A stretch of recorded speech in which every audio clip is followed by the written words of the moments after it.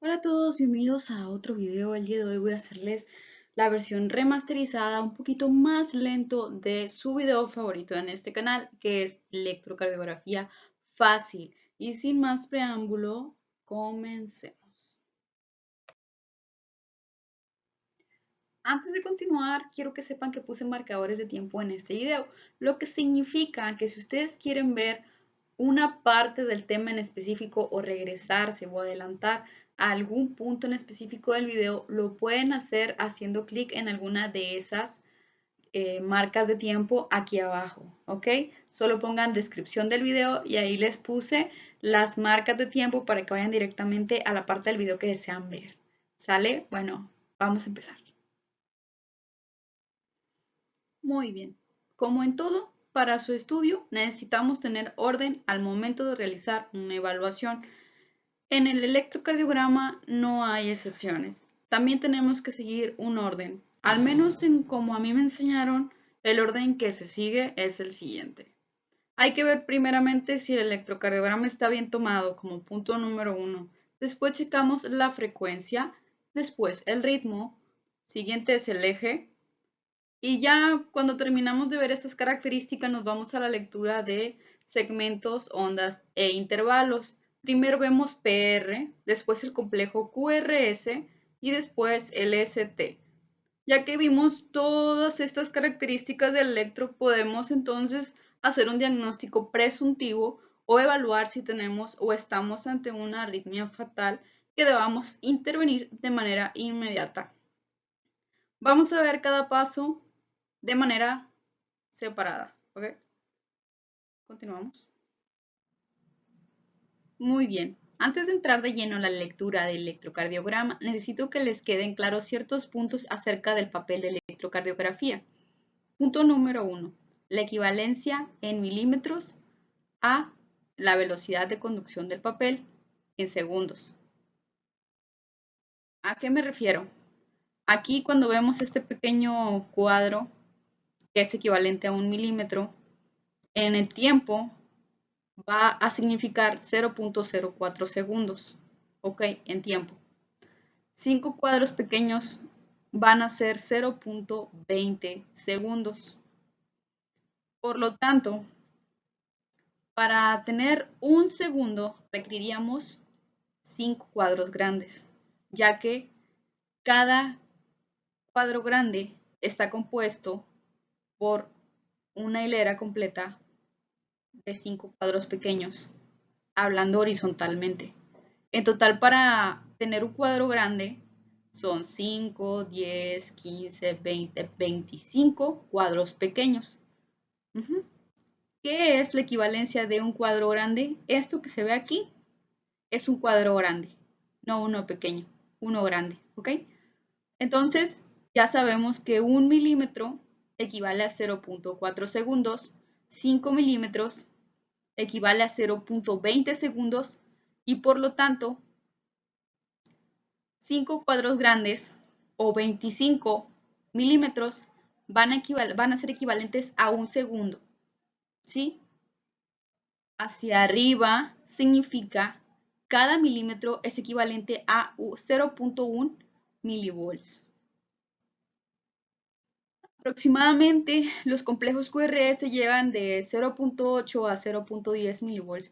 En la electrocardiografía básica, igual y no les va a dar tanto de qué hablar los milivolts, pero cuando estamos sospechando de una cardiomegalia o una hipertrofia ventricular, sí nos importan esos milivolts.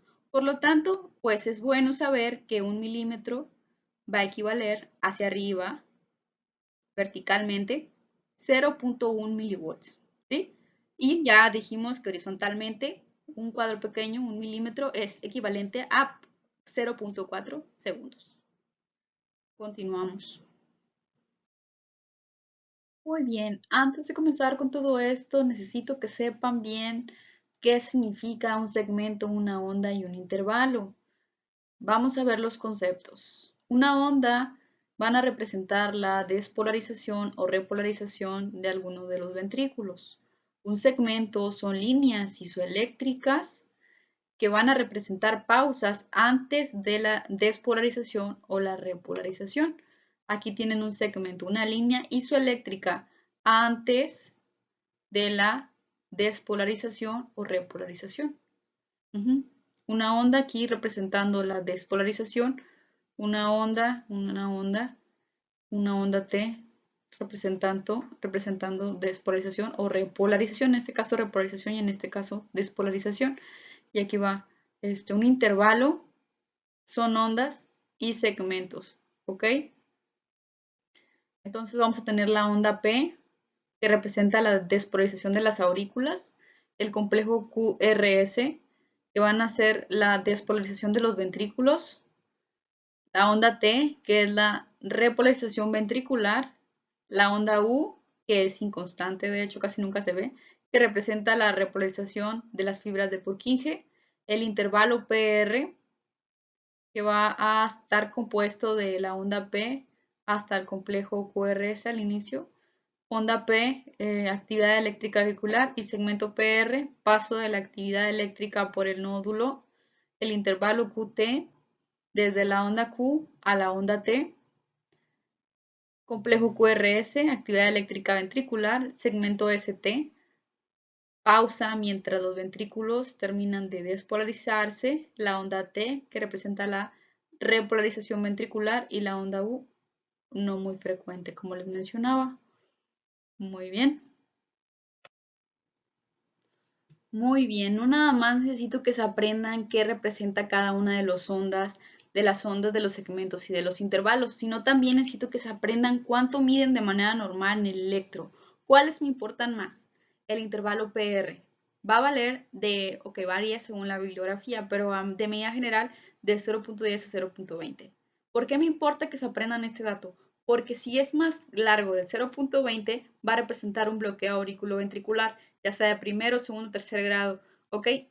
Eso ya lo vamos a ver después, pero es importante que sepan que esto, si está más del 0.20, ok, tengo un bloqueo, ¿sale? Inmediatamente lo pueden identificar. Entonces se aprenden este pequeño dato. ¿Cuál otro me importa? El complejo QRS. De manera normal mide de 0.8 a 0.2, es un complejo estrecho. Entonces, si midiese más de esto, podemos hablar o podemos sospechar de una taquicardia ventricular, de un flúter auricular, de un bloqueo de rama o un hemibloqueo de rama. Pero si ustedes tienen en cuenta este valor, pueden identificarlo rápido. Si no, esto va a ser más difícil para ustedes, así que también de memoria. El intervalo QT de 0.3 a 0.44, que es lo que mide normalmente, y el punto J es también muy importante. ¿Por qué? Porque el punto J va a representar la unión entre el complejo QRS y el segmento ST.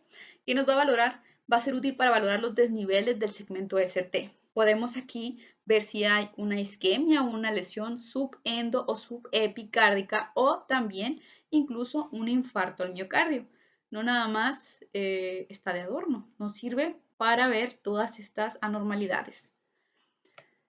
Entonces, de memoria, también quiero decirles que el complejo QRS, que es el que representa la despolarización ventricular, se compone de 3 ondas. La primera onda, o la onda Q, es negativa. La onda R, que es la siguiente, es positiva generalmente, ¿sale? Y la onda S, que es la primera onda negativa tras la onda R, pues va a ser negativa en la mayor parte de los casos. Entonces tenemos este complejo de 2 ondas negativas y una onda positiva, que es la R. Si esto no se encuentra de esta manera, nos va a traducir en un probable problema de conducción eléctrico del corazón, ya sea un bloqueo, un hemibloqueo, o como les mencionaba y hablábamos del punto J, una isquemia o una lesión subendo o epicárdica. Después lo vamos a ver. Primero que nada más quiero que se aprendan cuáles son los segmentos principales y cuánto miden los segmentos, las ondas y los intervalos, ¿sale? Y los que les dije de manera principal, que es el intervalo PR, el complejo QRS y el QT, son los que más me importa que se aprendan de memoria para poder valorar arritmias importantes en el futuro. Continuamos. ¿Cómo saber si está bien tomado un electro? Muchas veces ya nada más llega con nosotros el papel de electro y no sabemos quién lo tomó ni cómo lo tomó, y antes de entrar en pánico hay que revisar estas medidas que les voy a decir a continuación para no entrar en pánico antes de tiempo. Pero antes de explicarles eso, vamos a entrar a verificar un poquito de ciencia. ¿Qué tienen el triángulo de Einthoven? ¿Para qué nos sirve el triángulo de Einthoven? Bueno, Einthoven fue un científico hace mucho tiempo que fue el primero que pues registró la conducción eléctrica del corazón hace mucho tiempo. Él inicialmente nada más tenía 3 derivaciones, las unipolares. Si bien saben, tenemos derivaciones unipolares, bipolares y las derivaciones precordiales, dando un total de 12 derivaciones para la lectura del electrocardiograma. Einthoven midió primero las unipolares. ¿Cuáles son? ABL, ABR y ABF. Posteriormente, otros científicos tuvieron la cordialidad de mostrarnos otras derivaciones para ver la diferencia de voltaje entre una y otra. Estas son las derivaciones bipolares. ¿Cuáles son? Derivación 1, 2 y 3, que ven la diferencia de voltaje en su caso, la derivación 1 entre brazo izquierdo y brazo derecho, la derivación 2 entre brazo derecho y pierna izquierda, y la derivación 3 entre pierna izquierda y brazo izquierdo, dando así nuestras 6 derivaciones, 3 unipolares y 3 bipolares. Aquí nada más nos faltarían las precordiales para tener nuestro electrocardiograma de 12 derivaciones. Pero bueno, para ver si está bien tomado un electro, lo que hay que valorar es D1 y ABR. ¿Qué hay que ver en estos? Bueno, pues si bien pueden ver, aquí está la despolarización del corazón normal. Como recordarán, en la conducción normal del corazón tenemos al nodo sinusal, que es el que inicia la despolarización, y después la conducción eléctrica pasa entre los haces interauriculares de Bachmann, Weichenbach y Torel hacia el nodo auriculoventricular. Después de llegar al nodo auriculoventricular, pasa por el haz de His, rama izquierda-derecha y por último a las fibras de Purkinje para terminar la despolarización. A cada paso nos va marcando en el electrocardiograma cada una de las ondas que ahí se ven. P para la despolarización auricular, el complejo QRS para la despolarización ventricular y la onda T para la repolarización ventricular, que son las que se pueden alcanzar a ver. Si no saben cómo tomar un electrocardiograma, chequen el siguiente enlace para que entren directamente al video donde explico ese tema. Muy bien, ahora vamos a lo que les mencionaba, ya que toda la despolarización y por la configuración en cómo se encuentra el corazón en el cuerpo, que es la despolarización va de derecha a izquierda y está de atrás hacia adelante, lo que más se aleja de la conducción eléctrica inicial, va de aquí hacia abajo y hacia acá, va a ser el brazo derecho. Es el que está más lejos de toda la conducción eléctrica. Entonces, si hablamos de negativo y positivo, es obvio que alguna de las ondas iba a tener negativo por la dirección en la que van los vectores eléctricos. Y esta es ABR. Entonces, traducido en el electrocardiograma, estas ondas, el complejo QRS se va a ver negativo de manera normal, a diferencia de la derivación D1 en la que se debe de ver positivo. Entonces, lo primero que hay que ver son esas dos derivaciones que nos van a decir si el electrocardiograma no tiene transposición de grandes cables, ¿ok? O una dextrocardia. Vamos a ver un electrocardiograma normal para que valoren este dato. Muy bien, aquí pueden ver el dato que les acabo de mencionar, en donde ABR tiene todas sus ondas negativas, ¿sí? Porque es lo que más se aleja del vector eléctrico del corazón.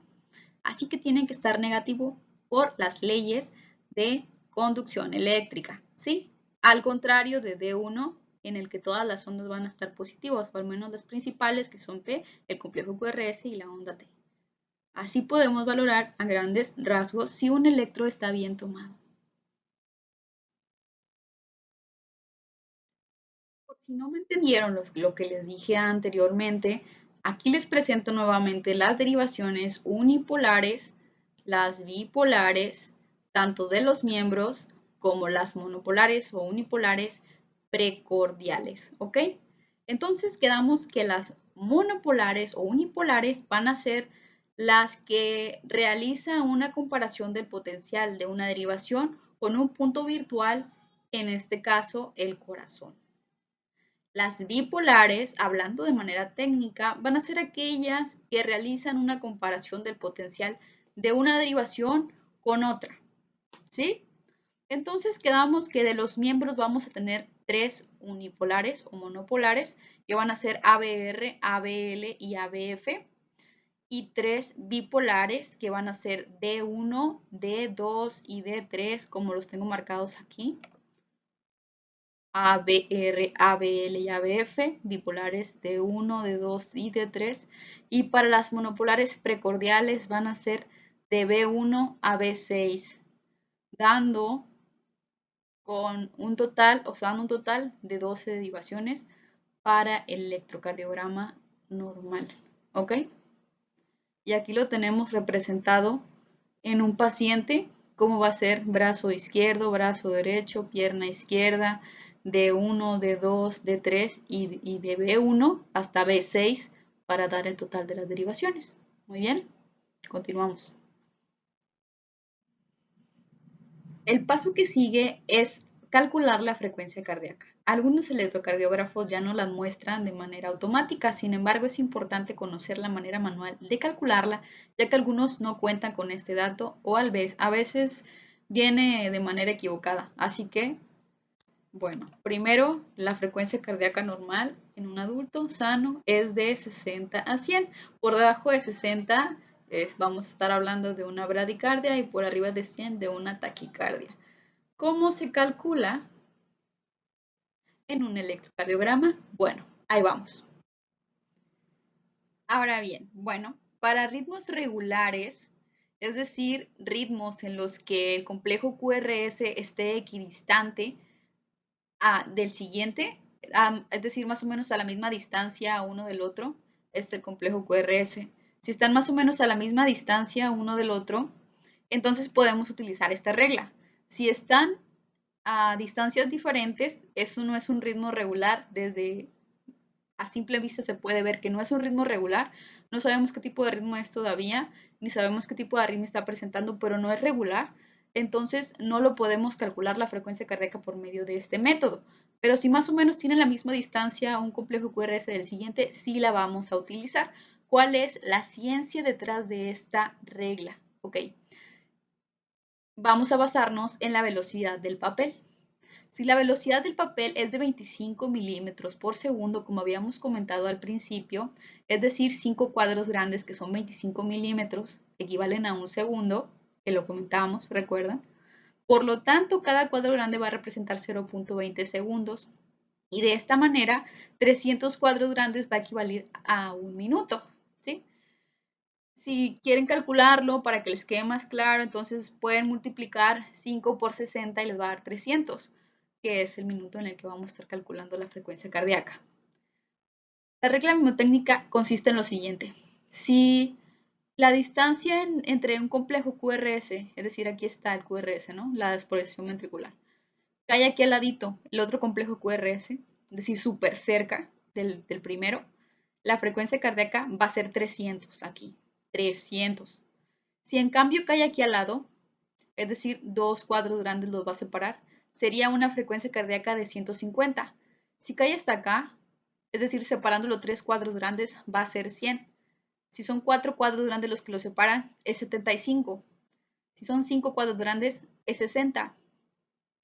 Sigue 50, el que sigue 43, el que sigue 37 y así nos vamos. Entonces vamos a irlo calculando dependiendo del número de cuadros grandes que estén dividiendo entre un complejo y el siguiente. Entonces, otra manera de verificar que esté correcto es dividiendo, tomamos el primer complejo QRS y dividimos entre el número de cuadros grandes, es decir, si cae acá, 2 entre 300, ¿sale? Si cae acá, 3 entre 300. Aquí 4 entre 300. 5 entre 300. 6, 7, 8 entre 300. Y así vamos a tener la frecuencia cardíaca. Si por el contrario cayera un poquito antes, o sea, más todavía, o por ejemplo por aquí, pueden ir dividiendo, por ejemplo, entre este y este, pues va a ser 300, ¿no? Entre este y este 150. Entonces, 150 entre 5 significaría 30. 30 por cada uno de los cuadros chicos si cayera más adelante. Si se cae por aquí, vamos a tomar en cuenta entonces 30 extras. Entonces 150 más 30 serían 180. Si en cambio son dos cuadritos, serían 210. Y así sucesivamente. Como va a ser diferente entre cada brinco al siguiente, pues obviamente va a cambiar también la relación que tenga el valor de cada cuadro chico, dependiendo de dónde se encuentre el complejo QRS, ¿sale? Si cayera por acá, aquí en medio, entre 60 y 50, pues entonces vamos a tomar en cuenta que cada cuadrito chico vale 2. Si cayera aquí, sería 52, 54, ¿sale? Así se maneja esta regla mnemotécnica. Vamos a poner un ejemplo. Muy bien, como podemos ver en este electrocardiograma, la distancia que hay entre un complejo QRS y el siguiente es más o menos la misma. Entonces significa que este es un ritmo regular. Por lo tanto, podemos utilizar la regla del 300 para calcular la frecuencia cardíaca. Aquí ya podemos observar que este es un cuadro grande, ¿verdad? Cuadro grande. Entonces, medimos la distancia entre uno y el siguiente. Vamos a ver una plumita por aquí. Ok, aquí, bueno, ok, por aquí. Aquí hay uno,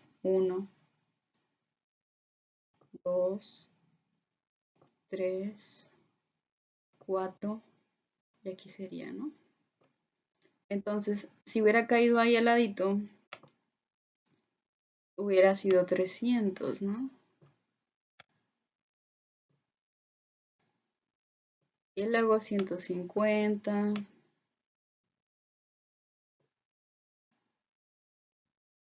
Y luego 100.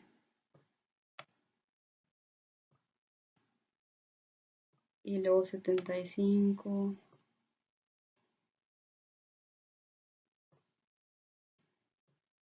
Y aquí donde realmente le tocó, pues es 60. Entonces, la respuesta correcta en este cálculo de ritmo regular sería 60. 60, 60, ¿ok? Frecuencia cardíaca de 60 sacado por la regla de 300. Vamos al siguiente. Muy bien, ahora vamos a ver la regla de 1500. Es similar a la regla de 300, solo que allá nos basábamos en cuadros grandes. En esta vamos a basarlo en los cuadros chicos. Y básicamente vamos a hacer lo mismo, la ciencia es la misma. La velocidad de conducción del papel de 25 milímetros por segundo, pero esta vez vamos a calcular los milímetros, es decir, el número de cuadros chiquitos. 25 por 60, que son el número de segundos que tiene un minuto, va a dar a 1500. Entonces, para sacar la frecuencia cardíaca de un minuto, basamos esto entre 1500. El número de cuadros chicos que encontremos entre un segmento QRS y el siguiente, entre 1500 nos va a dar la frecuencia cardíaca estimada en un ritmo regular, ¿ok?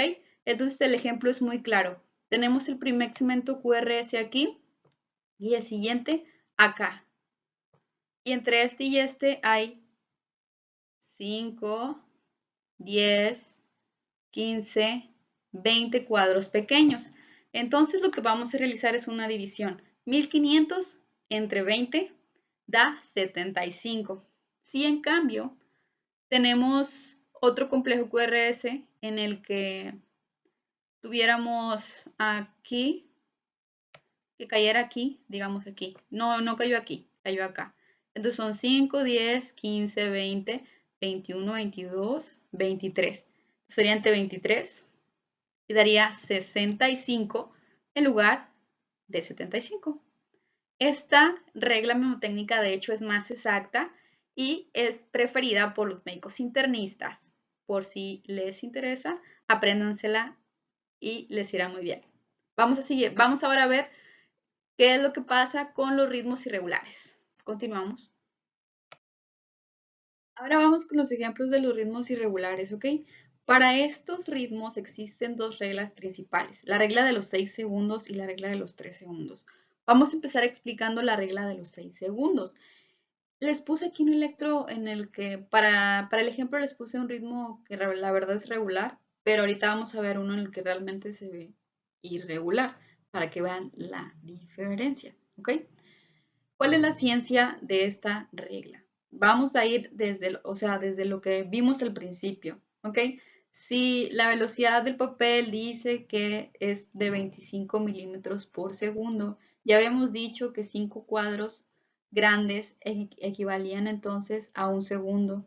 Para sacar 6 segundos tendríamos que tener 5, 10, 15, 20, 25, 30 cuadros grandes. Entonces, si vamos a medir lo que aparece en esos 6 segundos, tenemos que tomar un pedazo de electro considerable, un poquito más grande, ¿no? Hasta contar 30 cuadros grandes. Y en estos 30 cuadros grandes vamos a contar el número de complejos QRS que aparezcan. ¿Ok? Vamos a poner este ejemplo que está aquí. Vamos a valorarlo y vamos a contar. Cuenten conmigo. Ok, entonces aquí empezamos 1, 2, 3, 4, 5, 6, 7, 8, 9, 10, 11, 12, 13, 14, 15, 16, 17, 18, 19, 20, 21, 22, 23, 24, 25, 26, 27, 28, 29 y 30. Lógicamente ella sabía que aquí estaba todo, los 30 cuadros grandes porque es justamente lo que estaba buscando para hacer el ejemplo. Entonces en este pedazo grande del electro van a contar el número de complejos QRS que aparezcan. De que aparece 1, 2, 3, 4, 5, 6, 7, 8, 9, 10, 11, 12 y 13. ¿Ok? Estos 13 no es la frecuencia cardíaca. Estos 13 es la frecuencia cardíaca en 6 segundos. Entonces, para que les dé la frecuencia cardíaca en un minuto, tendrían que multiplicarlo por 10, porque 6 por 10 es 60 segundos, ¿no? Entonces, 13 por 10 da 130. 130 es la velocidad o es la frecuencia cardíaca que tiene este electrocardiograma. Ahora vamos a ver un ejemplo en un electro que se vea con un ritmo irregular para que vean cómo se debe de hacer. De acuerdo. En este electrocardiograma se puede ver la diferencia entre un complejo QRS y el siguiente. Se puede ver que no están equidistantes uno del otro, que de repente están más cortitos y luego más anchos, y esto evidentemente no es un ritmo regular. Entonces se va a utilizar la regla de 6 segundos. Aquí ya tengo contados los 30 cuadros hasta este punto. Así es como ustedes van a agarrar el electro y literalmente van a ir contando. Si quieren la última derivación que generalmente repite la D1 o la D2, entonces aquí pueden agarrar los 30 cuadros y empiezan a contar. 1, 2, 3, 4, 5, 6, 7, 8, 9, 10, 11 y 12. Como habíamos estado hablando de que nada más eran esto en 6 segundos, hay que multiplicarlo por 10 para que nos dé la frecuencia cardíaca por minuto. ¿Ok? Entonces 12 por 10 da una frecuencia cardíaca de 120, sacada por la regla de 6 segundos. ¿De acuerdo? Continuamos.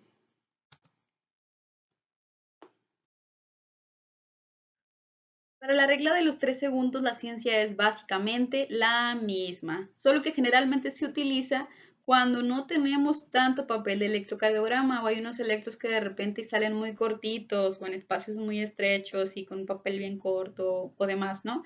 Entonces no nos da suficiente como para sacarla con la regla de 6 segundos o tampoco tenemos tanto tiempo y agarramos nada más 3 segundos. ¿A qué equivale 3 segundos? Ya hemos estado hablando que la velocidad del papel es 25 milímetros por segundo y que 5 cuadros grandes eran un segundo, entonces 5 por 3, 15. 15 cuadros grandes es lo que vamos a necesitar para calcular la frecuencia cardíaca de 3 segundos. Aquí ya tengo calculado los 15 cuadros hasta ese punto. Pueden contarlo, ponerle pausa y contarlos. Entonces vamos a contar de la misma manera el número de complejos QRS que hay en esos 3 segundos. En este caso, 1, 2, 3, 4. Pero en lugar de multiplicarlo por 10, que sería lo que haríamos con la regla de los 6 segundos, en esta ocasión hay que multiplicarlo por 20 para que nos dé los 60 segundos que tiene un minuto, ¿de acuerdo? Entonces, en este caso, 4 no sería por 10, sino por 20. Y la frecuencia cardíaca que nos da entonces en este electrocardiograma es 80, ¿sí? Entonces lo único que va a cambiar entre la regla de los 6 segundos y los de los 3 segundos es el número de cuadros que estamos tomando para calcularla. Y para que nos dé de manera adecuada la frecuencia cardíaca por minuto, hay que terminar de multiplicarlo hasta que nos dé los 60. En el caso de los 6 segundos se multiplica por 10 la frecuencia obtenida y en el caso de la regla de los 3 segundos por 20 para que nos dé la frecuencia cardíaca de un minuto. Muy bien, eso sería todo por esta parte del video. Por favor, denle me gusta, carita arriba, suscríbanse, apóyenme aquí abajo. Tienen la opción de compartir el video, enseñárselo a sus amigos. Si quieren ahí darme un super sticker o un gracias, lo pueden hacer. Se los agradezco el apoyo. Estoy haciendo todo lo que puedo por hacer mejor material y de manera más didáctica para que les sirva a ustedes en su carrera universitaria o en el internado. Que tengan una excelente tarde. Hasta luego.